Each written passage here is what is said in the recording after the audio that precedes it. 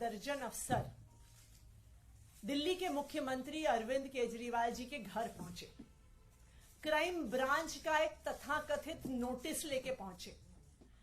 कहते हैं कि ये नोटिस हम दिल्ली के मुख्यमंत्री अरविंद केजरीवाल जी के हाथ में ही देंगे।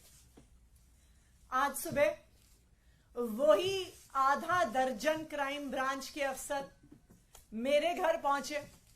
2-3 घंटे तक वहां पे इंतजार किया। कभी अंदर गए, कभी बाहर गए, कभी घर के पीछे के दरवाजे पे गए, कभी आगे के दरवाजे पे आए। कहते हैं जी क्राइम ब्रांच का नोटिस है और नोटिस सीधा मंत्री जी के हाथ में देंगे। वैसे तो जो बेचारे क्राइम ब्रांच के अफसर आए, हमें उन बेचारों पे की दया ही आती है। दया इसलिए आती है कि जब पुलिस में आए होंगे, प्रमोशन के बाद इंस्पेक्टर बने होंगे, एसीपी बने होंगे, तो तब सोचा होगा कि पुलिस में आके देश की सेवा करेंगे। तब सोचा होगा महिलाओं की सुरक्षा करेंगे। तब सोचा होगा देशवासियों के लिए कुछ करेंगे। लेकिन आज उन बेचारों को टीवी की एक प्राइम टाइम नौटंकी बना के छोड़ दिया है उनके राजनीतिक आकाओं ने। जब वो बेचारे दिल्ली पुलिस वाले, क्राइम ब्रांच वाले बार बार कहते हैं, कल जैस्मिन जी की उनसे सीएम रेजिडेंस के सामने कुछ बातचीत हुई नोटिस को लेके, तो कहते हैं नहीं नहीं नहीं नहीं नहीं, हम मीडिया के सामने नहीं बात कर सकते, हम मीडिया के सामने नहीं बात कर सकते, अंदर आओ, हम मीडिया के सामने नहीं बात कर सकते। तो पूरे दिल्ली में, पूरे देश में क्या मैसेज जाता है? मैसेज जाता है कि दिल्ली पुलिस वाले डरपोक हैं, दिल्ली पुलिस वाले कायर हैं। ये कितने दुख की बात है कि दिल्ली पुलिस के जाबाज सिपाहियों की इमेज आज एक डरपोक इंसान, एक कायर की कर दी गई है, जो मीडिया के सामने बातचीत भी नहीं कर सकता। आप ये सोचिए कि दिल्ली के क्रिमिनल्स क्या सोचेंगे कि भाई इन दिल्ली पुलिस वालों से डरना जो 2-4 कैमरामैन से डरते हैं। एनीवे, तो कल आए क्राइम ब्रांच वाले 3-4 घंटे की इस नौटंकी के बाद मुख्यमंत्री अरविंद केजरीवाल जी को एक नोटिस देके गए। आज सुबह भी मेरे घर आकर भी 2-3 घंटे की नौटंकी के बाद एक ये नोटिस देके गए।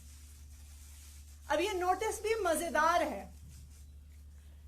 ये नोटिस ना तो एफआईआर है, ना ये किसी प्रकार का समन्स है, ना इसमें आईपीसी की कोई धारा, ना इसमें सीआरपीसी की कोई धारा, ना इसमें पीएमएलए की कोई धारा, ना इसमें प्रिवेंशन ऑफ करप्शन एक्ट की कोई धारा।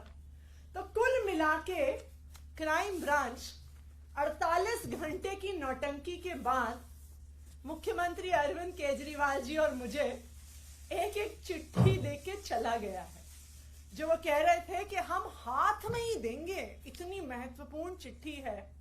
मैं कई बार सोचती हूं कि हमारे तो घरों में कभी अमेजोन वाले आते हैं, कभी फ्लिपकार्ट वाले आते हैं, कभी सरकारी कर्मचारी डाक की फाइलें लेके आते हैं। तो ये तो स्वाभाविक बात है कि वो फाइलें, वो डिलीवरी ऑफिस में ही छोड़ी जाती है। कोई मुख्यमंत्री, कोई मंत्री डाक के डेस्क पे बैठ के चिट्ठी रिसीव करने के लिए नहीं बैठा। लेकिन जो कल हुआ वो उन पुलिस वालों की गलती नहीं है, उनके राजनीतिक आका हैं जो हमसे कुछ सवाल पूछना चाहते हैं। तो वो हमसे पूछना चाहते हैं कि आखिरकार किसने आम आदमी पार्टी के विधायकों को ऑफर दिया। तो मैं दिल्ली पुलिस के राजनीतिक आकाओं को बताना चाहती हूं कि आपको इतनी नौटंकी करने की जरूरत ही नहीं थी। मैं आज प्रेस कॉन्फ्रेंस करके उन सवालों का जवाब दूंगी कि आखिरकार किसने आम आदमी पार्टी के विधायकों को करोड़ों रुपए के ऑफर दिए। वही लोग हैं जिन्होंने 2016 में उत्तराखंड में 9 कांग्रेस के विधायकों को कांग्रेस से तोड़कर बीजेपी में शामिल किया था, जिन लोगों ने उन 9 कांग्रेस के विधायकों को तोड़ा था, उन्होंने ही आम आदमी पार्टी के विधायकों को संपर्क किया। गोवा 2019 जुलाई, जब 14 एमएलए कांग्रेस पार्टी के 17 उनके टोटल विधायक जीत के आए थे, उनके 14 एमएलए कांग्रेस छोड़ के भारतीय जनता पार्टी में चले गए। जो लोग उन 17 कांग्रेस के विधायकों के पास गए थे, वही लोग आम आदमी पार्टी के विधायकों के पास आए। कर्नाटका 2019, मई 2018 में कांग्रेस और जेडीएस की सरकार बनी। एचडी कुमारस्वामी मुख्यमंत्री बने। जुलाई 2019 में कांग्रेस और जेडीएस के 17 विधायक टूटकर भारतीय जनता पार्टी में चले गए। जो लोग उन 17 कांग्रेस और जेडीएस के विधायकों को पैसा ऑफर करने आए थे, धमकियां देने आए थे, वही आम आदमी पार्टी के विधायकों के पास आए। मध्य प्रदेश 2020, कमलनाथ मुख्यमंत्री थे, कांग्रेस की सरकार थी। 22 कांग्रेस के विधायक कांग्रेस छोड़कर, टूटकर भारतीय जनता पार्टी में शामिल हो गए। तो जो उन कांग्रेस के 22 विधायकों को खरीदने आए थे, उनको तोड़ने आए थे, वही आम आदमी पार्टी के विधायकों के पास आए। और लेटेस्ट, जो अभी कुछ ही दिन पहले पूरे देश ने देखा, महाराष्ट्र में नवंबर 2019 में उद्धव ठाकरे महाराष्ट्र के मुख्यमंत्री बने।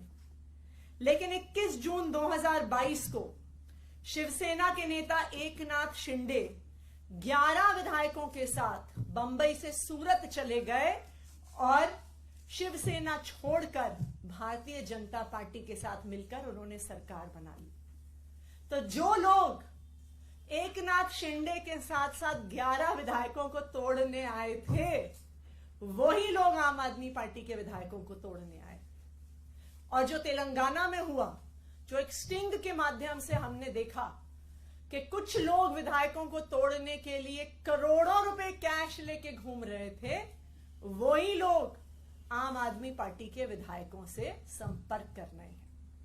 तो मैं क्राइम ब्रांच के राजनीतिक आकाओं को बताना चाहती हूं कि आपको भी पता है कि कौन वो लोग हैं जो पिछले 7-8 साल से एक एक करके ऑपोजिशन की सारी सरकारों को तोड़ रहे हैं। और वही लोग हैं जो आज आम आदमी पार्टी के एमएलए से संपर्क कर रहे हैं। अब मैं जैस्मिन शाह जी से कहूंगी कि वो अपनी बात रखें।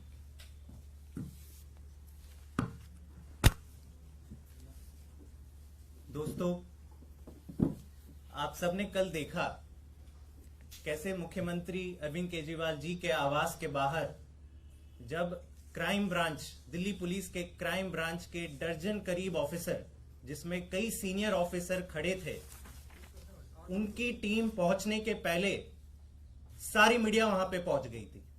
किसने बताया मीडिया को? भाजपा ने बताया। मतलब भाजपा को पता चल जाता है कि अभी क्राइम ब्रांच मुख्यमंत्री आवास पे पहुंचने वाली है। आज मंत्री आतिशी जी के यहां क्राइम ब्रांच के वही दर्जन ऑफिसर पहुंच जाते हैं। उससे पहले 2 दर्जन मीडिया वाले पहुंच जाते हैं और फिर वहां पर 5 घंटे, कल मुख्यमंत्री आवास के बाहर 5 घंटे ये क्राइम ऑफिसर अपना सारा काम काज छोड़कर केवल खड़े रहते हैं और कहते हैं नहीं जी, हमें तो मुख्यमंत्री जी से मिलना है। आप सब ने वो वीडियो देखा।